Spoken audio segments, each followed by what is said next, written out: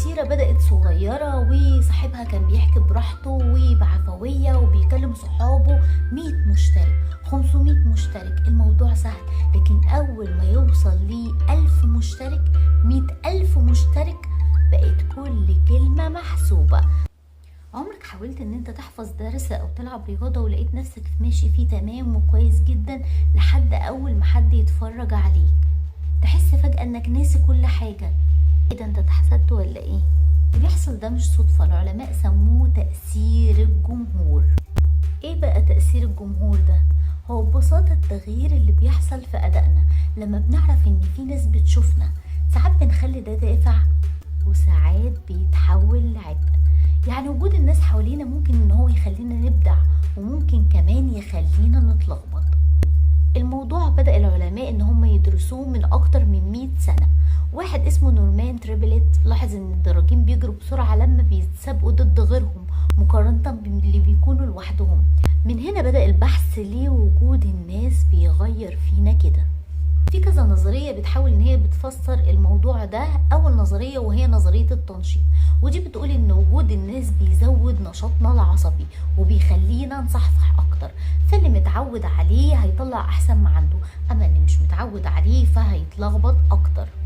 وتاني نظرية وهي نظرية التقييم الاجتماعي، ودي بتقول ان احنا خايفين من تقييم الناس ودايما الضغط ده بيخلي الاداء يتأثر. يا ترى هيضحكوا عليا؟ دماغنا تفضل تشتغل، هيعجبهم ادائي ولا مش هيعجبهم ادائي؟ وتالت نظرية هي نظرية الانتباه المقسوم. وجود الناس بيشغلنا، احنا عايزين نركز في المهمة وفي نفس الوقت عايزين نركز مع الناس اللي بتشوفنا، والنتيجة هي التوتر. والنتيجة دي يا اما بتطلعك لفوق يا اما بتنزلك لتحت. خلينا نقرب الموضوع بشوية امثلة بسيطة. في المدرسة اكيد فاكر اول مرة تطلع قدام الفصل وتجاوب على سؤال في الدرس فدماغك فجأة فضيت، لكن المرات اللي بعدها لما حفظت كويس وطلعت مرة واتنين وتلاتة بقى الموضوع اسهل. وبالتالي كمان في الرياضة فلاعب الكرة اللي متعود على التمرين قدام الناس فبيقدر ان هو يجري قدام الجمهور احسن بكتير من اللاعب المبتدئ اللي الجمهور ممكن بشكل كبير ان هو يزود له ارتباكه. في الشغل في موظفين بيبدأوا ان هم يكتبوا التقارير بسرعة جدا وهم قاعدين لوحدهم ويعملوا شغلهم كويس جدا لوحدهم، لكن لو فجأة لقوا المدير في ظهرهم وقاعد يبص على الشغل ده فجأة بيرتبكوا ويحسوا ان حتى اطرافهم عمالة تترعش وتتهز ومش قادرين ان هم يكملوا. حتى اليوتيوب، كثير من اليوتيوبرز قالوا انهم في اول فيديوهاتهم كانوا عفويين جدا وبسطاء وده اللي حبب الناس فيهم. مع زيادة الجمهور بقوا محتارين يقولوا ايه، يضحكوا ازاي، يلبسوا ايه. في ناس الضغط ده خلاهم يتطوروا ويبقوا بروفيشنال، وفي ناس تانية حسوا انهم فقدوا عفويتهم. قنوات كتيرة بدأت صغيرة وصاحبها كان بيحكي براحته وبعفوية وبيكلم صحابه 100 مشترك 500 مشترك، الموضوع سهل. لكن أول ما يوصل لي 1000 مشترك 100,000 مشترك بقت كل كلمة محسوبة. أي غلطة هيتعمل عليها ميمز وهتتكتب تعليقات عليها.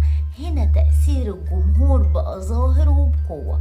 في قنوات قدرت ان هي تحول الضغط ده لطاقة ايجابية، جابوا منتج احسن، اعداد اقوى. وفي قنوات تانية اتعقدت من النقد وده خلاها تبطل او تبقى مترددة ان هي تنزل كل فيديو. لك بقى شوية نصايح تخليك تستفيد من تأثير الجمهور بدل ما يعطلك. اول حاجة وهو ان انت تتمرن كتير جدا. كل ما تبقى متمكن من الحاجة وجود الجمهور هيزود ادائك بدل ما يقلله. تاني حاجة ان انت تبدأ بجمهور صغير، يعني اعرض الموضوع على 2-3 صحابك قبل ما تبدأ ان انت تطلع على ناس كتير. تالت حاجة وهي ان انت تحول طاقة التوتر دي لطاقة ايجابية. التوتر مش عدوك، ده اشارة ان جسمك مركز، استخدمه كحماس ليك. رابع حاجة خليك واعي بالتأثير. مجرد معرفتك ان في حاجة اسمها تأثير جمهور هيساعدك ان انت تسيطر عليه اكتر. تأثير الجمهور مش لعنة، هو أداة. في النهاية ممكن تخليك ان انت تبان أسوأ نسخة منك وممكن يخليك تبان أفضل نسخة. الموضوع كله في ايدك انت. هل هتخلي عيون الناس تربكك ولا تشجعك؟ انا شخصيا لما عرفت المصطلح ده بدأت ان انا ابص للموضوع من زاوية مختلفة. بدل من ان انا اخاف من الجمهور اعتبرته شريك في نجاحي. افتكر دايما ان تأثير الجمهور ده طاقة، استعملها صح. كانت معكم ملهمة، وما تنسوش تكونوا شركاء نجاحي وتشتركوا في القناة.